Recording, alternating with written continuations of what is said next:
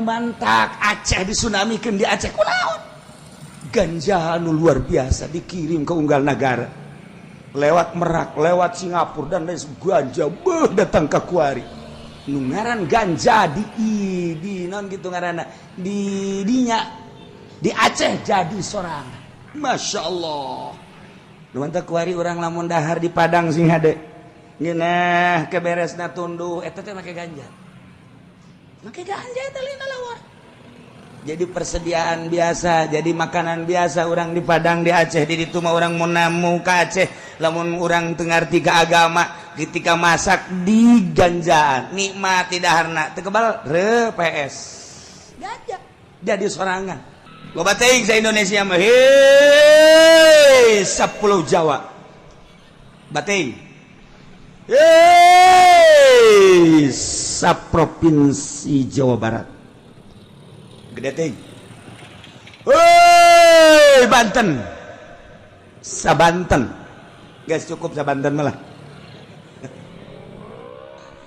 wahai manusia-manusia cek Gusti Allah di dunia umumna sadunya khususna mah ahli Mekah termasuk Indonesia lamun umum hei manusia-manusia can jelas itu ya kajelema anu nyari cingan bumi nyeun imah anu kokoh meuli imah teh lain sakadar puluh juta ratus miliaran kadituna bahkan belas miliar puluh miliar bahkan lain boga imah na hiji ya urusan imah mah geus masalah geus ieu kalakuan kuari cara ricing di bumi Allah kalakuanana meuli korupsi zina judi bahkan terpercaya ke pangeran bahwa nu nyeun langit bumi teh Allah can jelas itu kajelema nu eta min ba'di hilak ahliya sabada dirusak ahli-ahli nu balaheula awas maka teu dijadikeun iboh teu dijadikeun barometer allau nasya wa asabnahum bi dhunubihim naon sia lamun aing ngersakeun sarua aing bisa asia sakumaha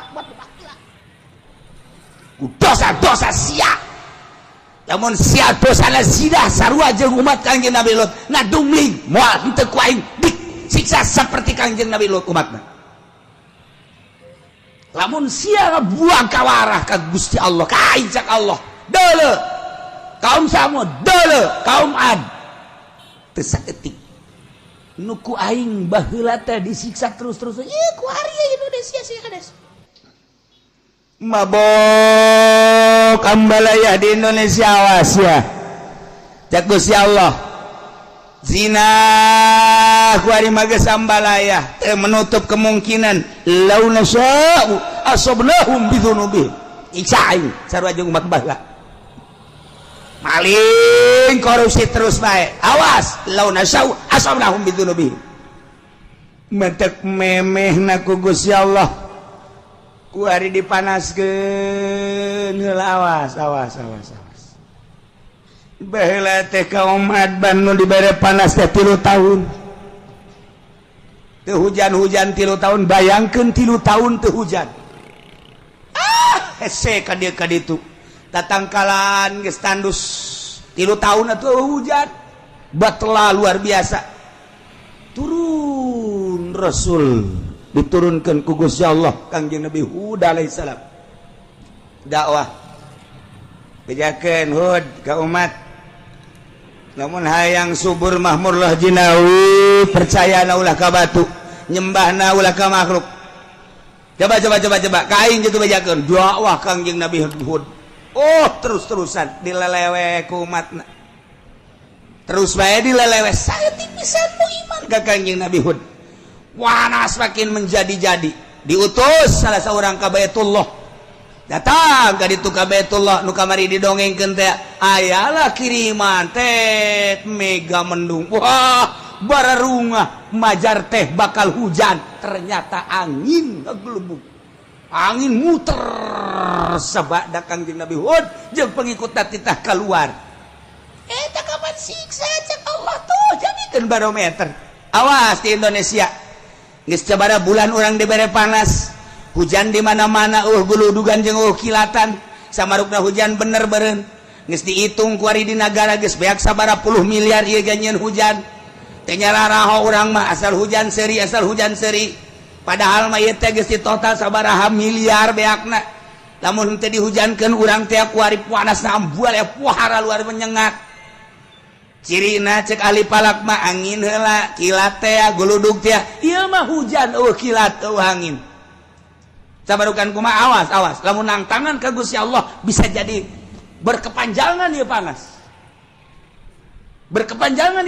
Tangerang geus kekurangan cai pasokan air anu bakal ka Jakarta teh anu geus ka Jakarta ditutup lantaran untuk wilayah Tangerang ge kekurangan Serang geus kekurangan cai ku ari mah kamari iya rong perpak Purwakarta di Purwakarta geus batela kurang cai Karawang ge lamun teu ngandalkeun Jatiluhur mah geus eueuh cai Allah mah maha kawasan ke kumaha meureun ke sanajan aya Jatiluhur wallahu alam ngan tetep bae urang ngadoa mah tetep ngadoa bae ngan ieu disiksa mah babari jasa teu puguh teu karu sadane macet siksa teh Allah da kumaha coba ieu terus urang ka Jawa Tengah ka ditu kurang moga informasi di Yogyakarta geus parah jasa eueuh cai tapi ieu urang masih kene leha-leha kene zina nu mabok-mabok pemerintah korupsi terus bae nang tangan Allah awas berkepanjangan ieu keur ditegor ku Gusti Allah awas mentak lobakeun lah istighfar ka Gusti Allah Subhanahu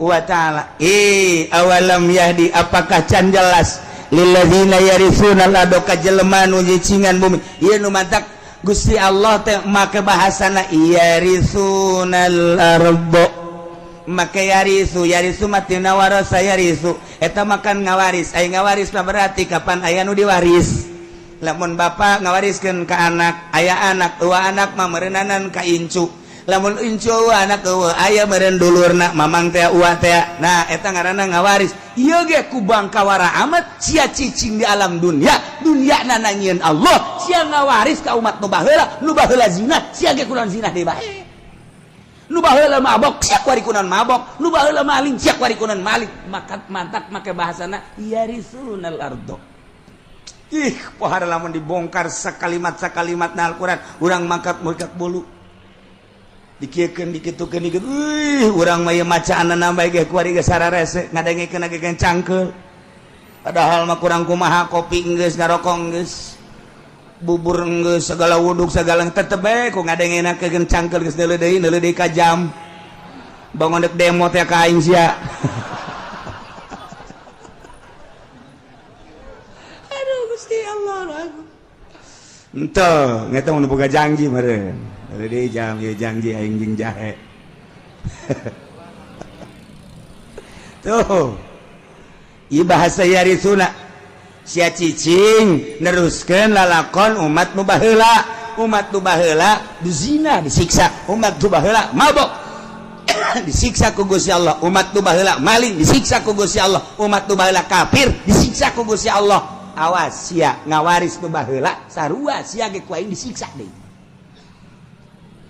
geus kasaksian ku urang kamari ieu tsunami 200.000 manusia asahina jasa mobil single yang imah bangunan single lenceng asahina jasa kabeh ge dunia jeung manusia seusina asahina urang neuleuh tsunami gempa Yogyakarta tsunami Pangandaran gempa Sukabumi Gunung Galunggung Yogyakarta gunung deui kuari ke batuk-batuk bae gunung deui sarua bae teguran ti Gusti Allah ieu teh ulah kejadian alam sakumaha nu kamari dicaritakeun ieu teh teguran ti Gusti Allah kuari panas teguran ti Gusti Allah ayo siap Presiden Jokowi nek merubah tentang perekonomian sia nek beralih nu tadina Amerika kuari dek diasupkeun Hong Kong Cina kuari sia dek diasupkeun Cina kuari berangkat ya negara teh hayo sia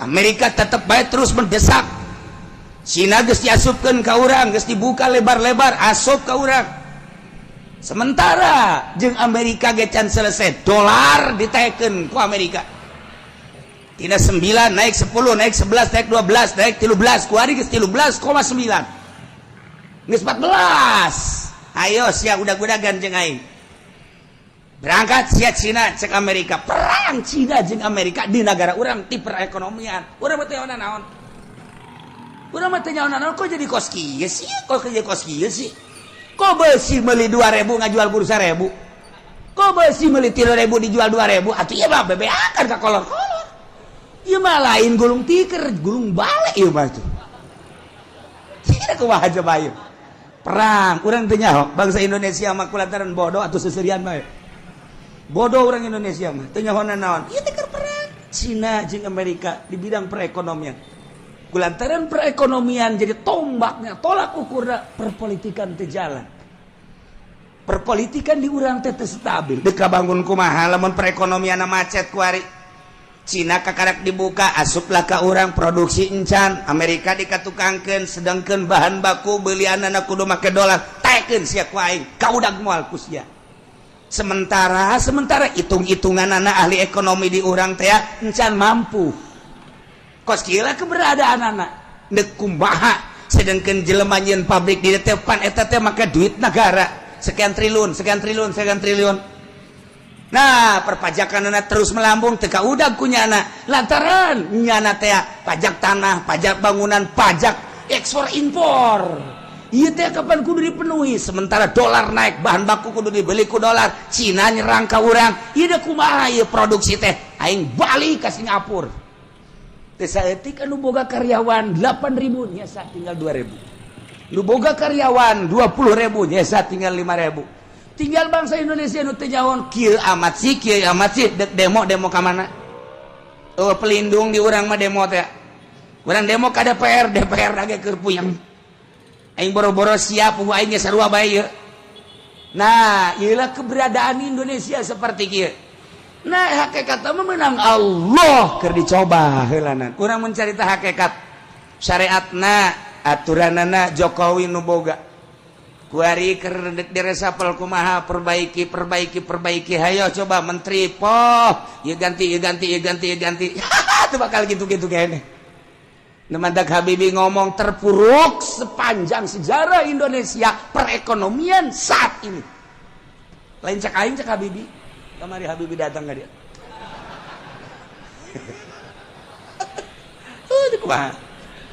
Nah ieu keur carita keberadaan negara. Kemudian panas cak Allah ayo sia. Dek jeung aing udag-udagan sia ayo. Sia dek ngaluhurkeun pertanian Jawa Timur akan ditingkatkan pertanian Jawa Tengah, Jawa Barat. Ketika persiapkan di Palembang, di Medan, di berbagai daerah, pokoknya ditingkatkan pertanian. Sebabnya perekonomian bakal macet. Kunyana geus ka itu. Ya perekonomian industri bakal macet sebab moal kaudag melalui dolar ditaekeun ku Amerika. Hayo hayang nyaho udag-udagan perang Cina jeung Amerika. Asal Cina naik perang. Lamun Cina terus memaksa dolar bakal 15. Lamun Cina terus baik ku Indonesia dibere diketeruskan naik 16.000. Jadi dari kumaha eta mah perang nyana. Ayo cek Amerika. Je, pas gitulah perang. Beda deui jeung perang di Irak, lain deui di Irak mah. Ai di Irak mah Saddam Hussein teh je.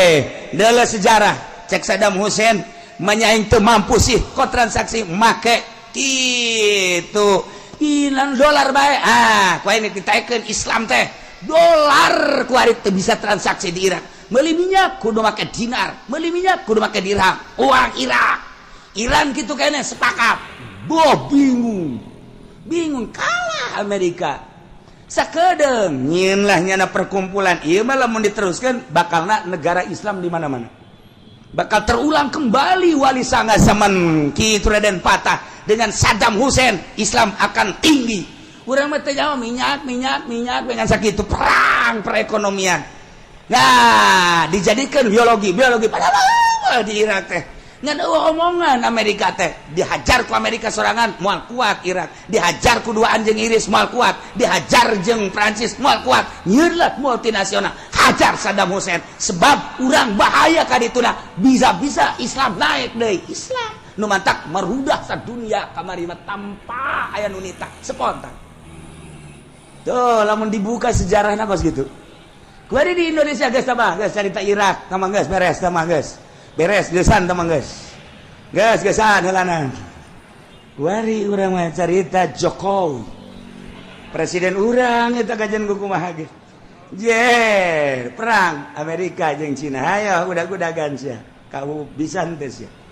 Ketika Cina terus yen naik jeung uang Cina naik yaitu dan non garang Amerika masih kena siap naik deui dolar.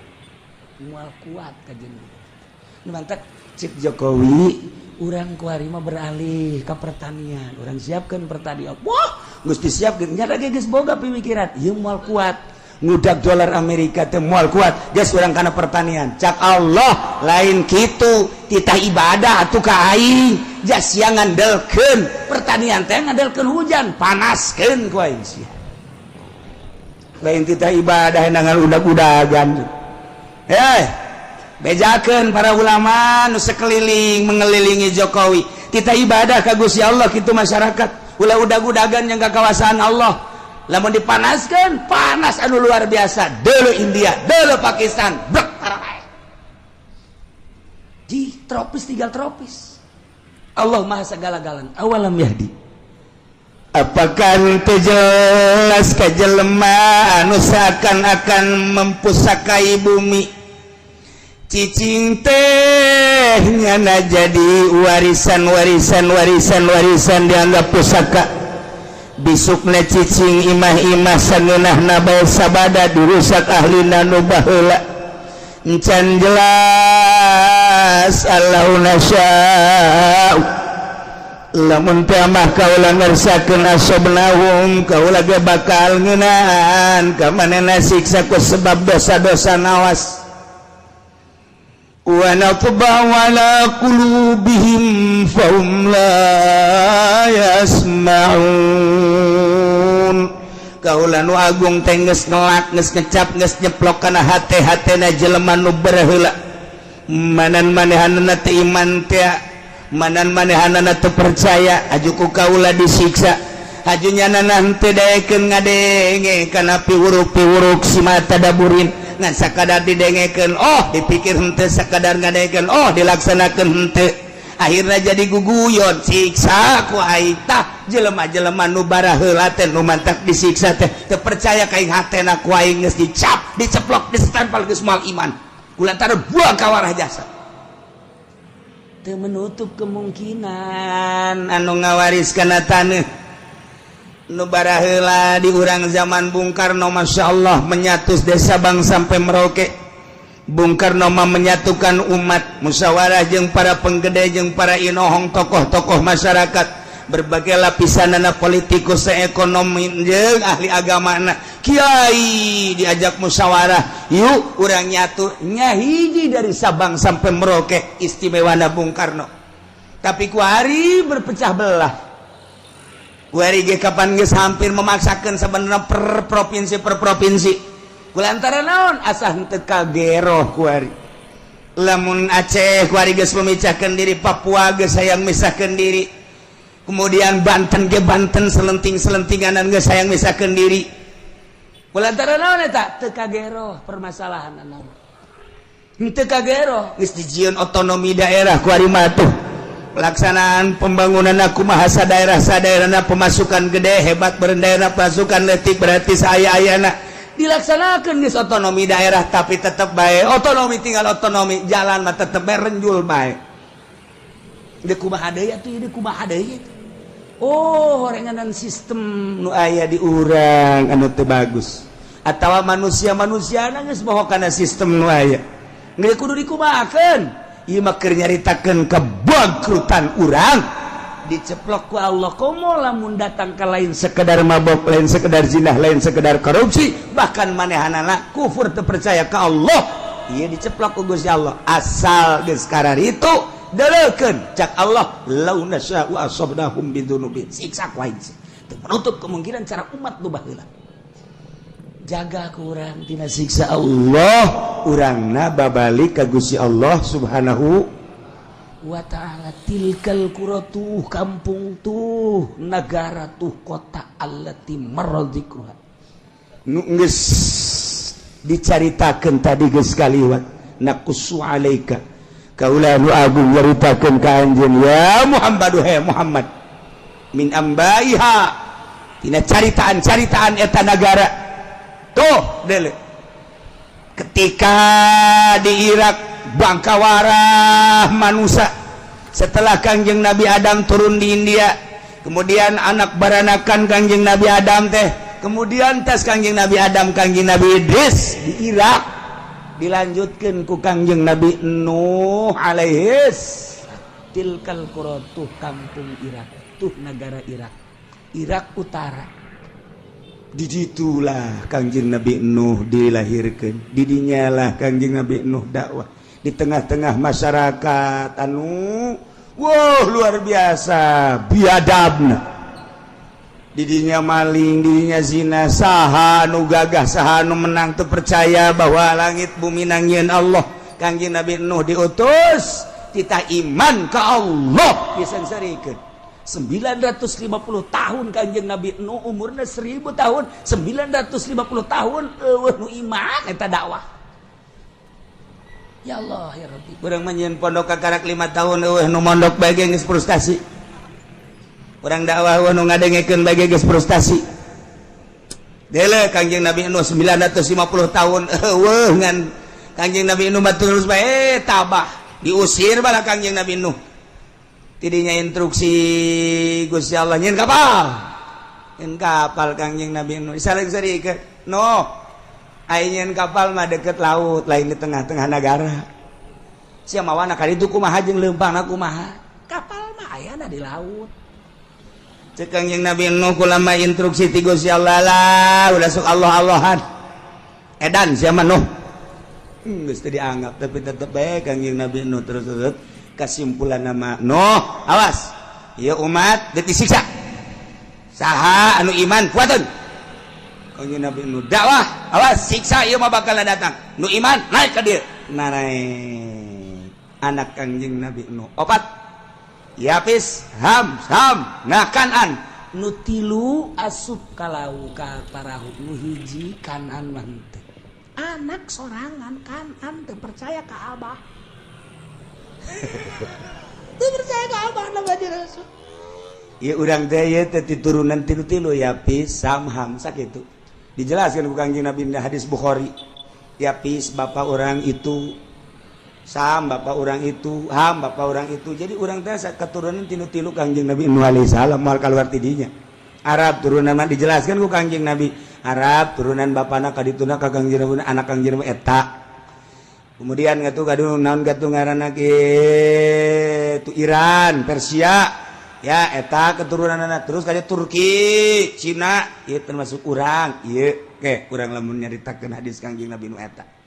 Jadi kesaturunan-saturunan ka dieu hiji nu teu iman Kanan teu daek naik Kanan ka dieu cak Kangjeng Nabi Nuh iman siksa ieu lah bah siksa di mana abdi naik ka ditu ka tanggal kalapa ada liput sia tanggal kalapa ge bong moal mah nya tiba heula ge tilok tanggal kalapa tilok liput ku cai ieu mah siksa sadunia ieu mah moal bah paling ge lah ulah mah lamun tanggal kalapa kaliput ulah mah ka gunung itu teh iman ngaranna terus disiksa teh naik di mana Kangjeng Nabi Nuh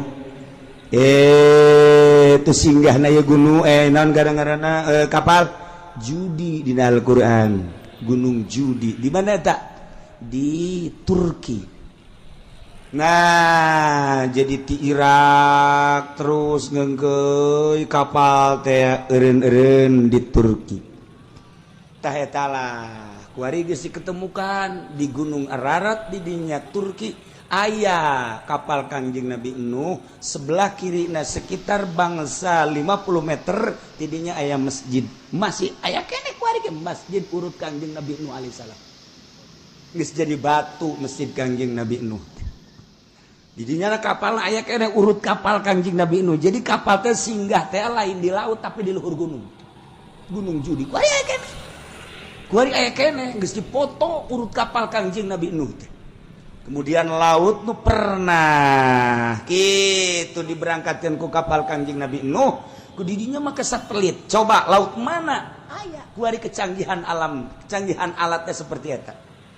Jadi kuarima lebar kapal Kangjeng Nabi Nuh, panjang Kangjeng kapal Kangjeng Nabi Nuh diketemukan oleh 4 negara. 1 negara Amerika bersama-sama dengan Arab, nomor katilu Jerman, nomor kaopatna Irak. 4 negara Mesir, 4 negara ialah anu terus menelusuri tentang kapal Kangjeng Nabi Nuh. Kuari geus dijadikeun kitu mitos. Geus dijadikeun kuari aya kapal Kangjeng Nabi Nuh, masjidna aya urut Kangjeng Nabi Nuh singgah di luhur gunung. Masya Allah. Aya 2 masjid, hiji di dinya, nomor kaduana di Tajikistan. Nah, jadi eta lamun urang ka ditu engke naik ka gunung bakal kapanggih jeung masjid urut Kangjeng Nabi Nuh alaihi salam. Ke lamun urang ka Tajikistan ka ditu ente naik kulama balik. Para raih bisa sia di luhur gunung. Aya tapi make kapal heli di sorotan aya. Masya Allah. Terbukti ieu teh orang Amerika ingin membuktikan coba di mana sih kayak Gunung Judi dan di mana sih singgahnya kapal dan bagaimana ditelusuri selama 5 tahun menelusuri eta. 5 tahun menelusuri eta, alhamdulillah terbukti. Iyalah geus dibukti-buktikan ku Gusti Allah nya nama asup Islam. Kemudian loba nu asup Islam di Amerika ketika manehana nyaritakeun tentang terbukti nah baheula zaman Kangjeng Nabi tutup ku Amerika teu meunang dicaritakeun. Bahaya ieu. Masya Allah, mailah cerita tilkal qura tun negara anu baheula ahlina teriman ka rasulna. Begitu Allah ngutus Kangjeng Nabi Nuh alaihi salam, umat da tetep bae henteu iman, siksa ku Gusti Allah. Tilkal qura negara itu disiksa ku Gusti Allah. Nomor keduana negara kaum Samud eta adalah kaum Kangjeng Nabi Shalih alaihi salam. Eta ngaranna Madain Soleh. Lamun Kangjeng Nabi nyaritakeun dina kitab Bukhari hadisna aya Batnul Wadi ketika Kangjeng Nabi di Dzulhulaifah. Kangjeng Nabi teh cicing di Batnul Wadi, antara Batnul Wadi jeung Yordan di dinya aya ngajana Madain Soleh. Lamun dina Al-Qur'an aya surat Hijr, eta surat Hijr teh eta. Tuh di dinya lah disiksa kaum Samud teh. Lamun terus urang ka Yordan aya Petra di ditu tersisa ditinggalna. Tilkal qura disiksa kaum Samud. Mana deui? Tuh Ad, kaum Ad. Di mana Ad? Kaum Ad teh antara suhu di Arab Madinah, antara Madinah jeung Yaman. Belah ditu aya Ahqaf ngaranna. Mantak dina Al-Qur'an aya suratul Ahqaf. Ahqaf eta dataran luas, dataran pasir. Urang mah nyebutna gurun pasir, Sahara ngaranna. Ahqaf teh lamun urang dina Al-Qur'an mah suratul Ahqaf, Yaman. Kaum Ad di Yaman, ditinggalna kaum Ad. Mentak diutus Kangjeng Nabi Hud alaihi salam, Yaman. Mentak aya kuburan Kangjeng Nabi Hud di Yaman mah osok di haolan. Wah, ramena luar biasa. Ditinggal para nabi di Yaman. Kangjeng Nabi Sulaiman aya di Yaman, ditinggalna Kangjeng Nabi Sistea. Kemudian Kangjeng Nabi Hud ge aya berbagai nabi-nabi jeung wali-wali. Nu mantak paling istimewa sadunia adalah Yaman. Sunnina kuat jasa gempur ku Yahudi. Moal bisa Yahudi ngagempur eta lamun tanpa make umat Islam dicuci otakna, anak buahna teh dicuci otakna supaya menyatakan Islam teh seperti ieu. Jadi kena ISIS berangkat. Kuari ku ISIS diacak-acak kuburan-kuburan teh. Wah, kiai-kiai terus dibeakeun. ISIS terus baik. Iyalah supaya jadi Wahabi. Sebab ku Wahabi Yahudi ngeunaheun jasa. Ku Yahudi mah ku Wahabi mah Yahudi teh ngeunaheun jasa. Nek nyaplokna naon ge itu hasil-hasil bumi teh ngeunaheun jasa. Selama make Sunni ortodok lamun di Irak mah Islam ortodok. Ahli toriko iya bahaya. Urang teh teu meunang nyaritakeun tentang tuh Tuan Abdul Qadir. Urang teu meunang nyaritakeun tentang Kangjeng Nabi urang teu meunang nyaritakeun tabaruk. Yahudi teh ngaulahkeun hese ku Yahudi mah melalui Wahabi. Kos kitulah kuari asup ka Indonesia Wahabi Syiah asup. Mentak lobalah pertanyaan-pertanyaan mahasiswa untuk mempertanyakan kebenaran kewalian Maulana Hasanuddin, mempertanyakan kebenaran kewaliannya Syekh Yusuf, mempertanyakan kewaliannya Syekh itu Asnawi, mempertanyakan kewalian Wali Sanga. Ketika orang nyaritakeun nyana wali, apa dasar kewaliannya? Coba, lamun tahun-tahun sabaraha, naon ditinggalna. Nah, ketika orang nyaritakeun Cirebon, Syekh kitu Syarif Hidayatullah, dideuleu ku urang keramikna, dideuleu ku urang potongan bangunanana, ieulah ngajadikeun mitos, maka didinyalah bakal kanyahoan tahun sekian. Maka dengan ayana kos kitu jelaslah kewalian Syekh Syarif Hidayatullah dihancurkeun kunyana supaya anak incu urang ulah bisa nyaritakeun. Di urang tidak menutup kemungkinan bakalna Cirebon hancur, Wali Sanga kabeh dihancur-hancurkeun. Banten ge dihancurkeun. Supaya kuari mah urang masih kana bisa nyaritakeun, engke bukuna bakal dibeakeun kabeh beuleuh. Rencana Yahudi seperti eta. Ulah sampaikan ka nyaritakeun karuhun-karuhun kewalian. Ieu nu mantak jadi kekuatan Islam teh. Nu mantak kuari Arab teu kuat teh lantaran naon? Lantaran nyana geus teu nyaritakeun. Di mana makom Siti Khadijah kuari geus teu kadeuleu? Di mana ditinggal Kangjeng Rasulullah geus teu kadeuleu? Malah kuburan Kangjeng Nabi ge deuk dipindahkeun. Ya teh Yahudi. Ya Wahabi nurut bae deui. Ini kumaha coba ieu? Nah, mantak kuari digempur memeh Mekah jeung Madinah. Kangjeng Nabi nu bakal diacak-acak engke Yaman heula, sebab di Yaman lah loba ditinggal ahli sunnah wal jamaah nabi-nabi. Irak geus hancur, kuari Yaman dihancurkeun. Engke terus tas Yaman bejana ka Indonesia. Moncongna geus dikieukeun. Di Australia moncong geus dikieukeun. Tepat Cikupa.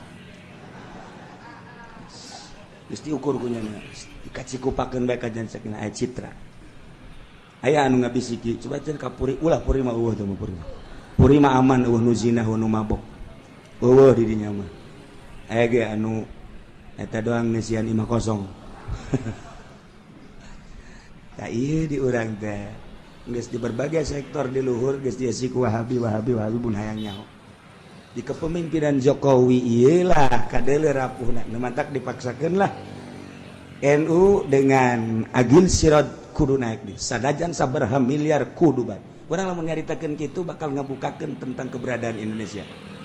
Kunaon sih bisa memaksakan aya bergaining jeung ieu. Sebab naon keur memperjuangkan kewahabian jeung kesyiahan. Dicaritakeun soge maksudnya kumaha hati-hati ka hareup. Lain lalaga dieu mah. Terus dipaksakeun padahal mah NU mah lain kos kitu kuduna atuh. Tipe NU mah lain kos kitu kudu tawadu. Kuari ge tawadu, ngan tawaduna kuari mah tawarna duit. Jadi lain tawadu asli. Nah ieu kuduna aslina NU mah tawadu DP kok kuari main kos kitu. Lain sekedar lain nyaritakeun tentang keaiban NU, tetapi keberadaan NU seperti etalah dipaksakeun kajen ku kumaha ge sebab naon aya nu deuk diperjuangkeun di tubuh pemerintahan supaya sunni ieu rusak. Dihancurkeun lalaunan. Wow. Leuwih jeli ahli-ahli Allah aman takabi blut pigideg bae ge. Tapi babi nu sajan anu nyarahun gide kumaha kaharepna ai kula mangan sakadar lah atuh nyaritakeun keberadaan bos ge bae sakadar supaya nyaho bae abeh urang hati-hati anak urang pasantren-pasantrenkeun siga de abeh engke tetep bae kuat perang masalah geus wih cenah kieu perang masalah dia perang paeh teh perang paeh ye ulah kitu cenah kieu kula can kawin-kawin heula sia deula saya mikiran kitu bae sih mikiran hulu nu leutik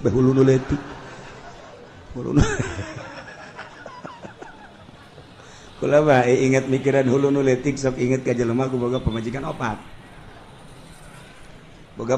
opat ye tangan ku nyana diatur cak nyana teh kieu nya pokona mah asal giliran sia datang ka imah aing ka dieu sia balik isu kana ieu datang jadi awewe nu datang sebab ai mah pan boga pagawean dakwah teh dagang teh dan lain sebagainya geus sia kudu nyaho saya datang ke waktunya masing-masing.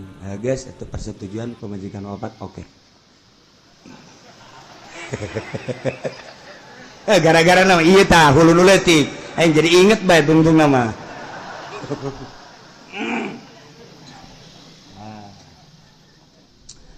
Geus kitu paringana barang-barang penting teh pada nu datang ieu penting ieu. Udah di telepon teh datang. Geus ajeun lah pentingnya teh datang. Penting kadua giliran anu biasana nu kadua ieu. Teu datang deui bae. Sial aing geus pargel kitu datang cek nya teh. Nu katilu ge teu datang deui bae. Ah, pamajikan nu kaopat bebereun datang ieu teu datang deui bae. Masya Allah cek nya isi kunaon kieu teh. Opat ke opatna baru datang hiji aja salarial jasa aja langsung nyono pas nu ngariung di lembur eta nu ngariung kebeneran nyana tita nyambutnya dulur-dulur sadaya geus esi nyambut nama nu saja ngan nyana nyelipkeun urusan nyana itu biasa tanya ki pudol emang kitu penceramah jadi nyelapkan urusan nyana cak nyana teh ya kulama urusan sambutan mangges beres ya nya ngan ieu mah kieu saeutik mah dulur horenganan eta pamajikan ngaladenan salaki ganjaranana sarua jeung ngabunuh Yahudi 70 lamun pamajikan ngaladenan salaki berarti sarua jeung jihad fisabilillah ngabunuh pamajikan 70 beuh eta lamun sakali lamun salila hirup berarti alajur kabeh Yahudi. Ieu mah keur carita gede jasa ganjaranana. Eta pamajikan wafat ngadengekeun BKB di wajah nya horeng gede teh ganjaranna. Geus bae balik ka imah tah pamajikan datang. Waalaikumsalam. Ye, dia datang ye. Naon? Kula mah kabita ngadenge tadi kakak nyarita. Cek jana cenah ieu 70. Cek jana ganjaranana. Atuh ayo rasa sarer. Beres lah kula mah lantaran ieu mah tuh geus beres kula balik ya geus sabodo teh balik mah balik teu kebal datang deui nu hiji deui. Waalaikumsalam. Naon ya kade tadi kula ngadenge cenah 70 sarua jeung mehan Yahudi. Heuh bener atuh kula mah ieu mah hitung-hitung jihad bae hayo geus beres nu kadua balik nu katilu datang deh. Waalaikumsalam. Aya naon ieu penting-penting ada kula ngadenge tadi kabita ajaknya na sarua jeung ngabunuh 70 Yahudi kula ge hayang hayo atuh ayo berangkat deui beres eta nu kaopat dipaksakeun ku nyana aju ngomong jaknya na beuh horeng lain Yahudi nu pae aing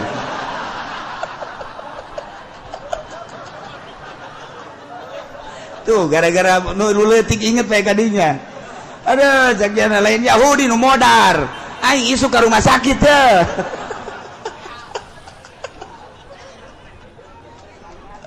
Masya Allah karena geus teu kudu obat-obat hiji bae urang nu teratur ngan lamun hiji kurang ya dua lah masalah lah gitu. Ngan nu teratur rasa penting dihijikeun kitu atuh teu mah modar jana tuh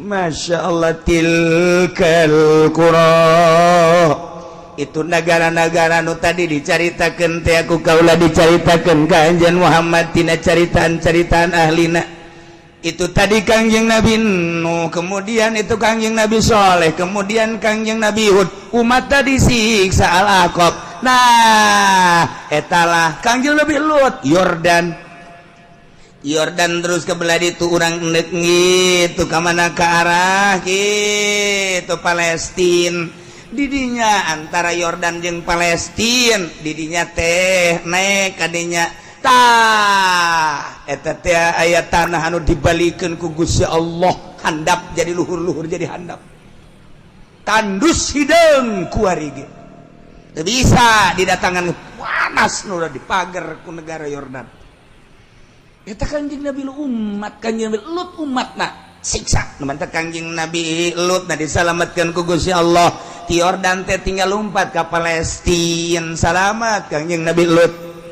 ngan pamajikan anak korban tuh lamun orang nyaritakeun tentang hidayah Kangjeng Nabi Nuh anakna teu iman Kangjeng Nabi Lut pamajikan teu iman Kangjeng Nabi urang mamangna teu iman Kangjeng Nabi Ibrahim bapana sorangan teu iman ya Allah ya Rabb mahal hidayah tilkal qura negara-negara nu tadi dicaritakeun Muhammad ku kaula dicaritakeun ka anjeun tina caritaan-caritaan tentang ahlina anu buang kawarah teu nurut ka Rasul siksa teu menutup kemungkinan umat setelah eta ge mun teu nurut ka aturan-aturan Rasulullah disiksa Indonesia geus sabaraha kali disiksa nu tatadina Jawa nu tatadina Banten jeung Sumatera ngahiji kuari jadi pisah lantaran Gunung Merapi.